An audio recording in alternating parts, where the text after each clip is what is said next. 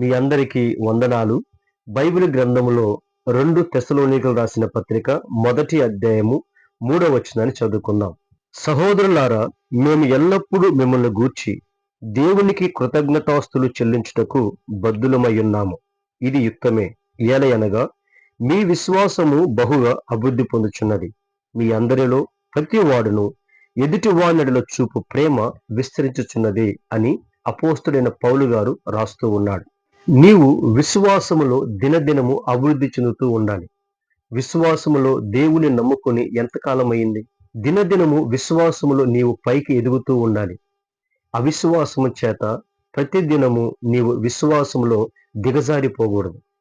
విశ్వాసము నీకు ఆనందం ఇస్తుంది, అవిశ్వాసము నీకు ఆవేదనిస్తుంది. విశ్వాసములో ఎదిగిన ప్రతి ఒక్కరూ దేవుళ్ళు బహుగా అభివృద్ధి పొందుచు ఆనందిస్తూ ఉంటారు.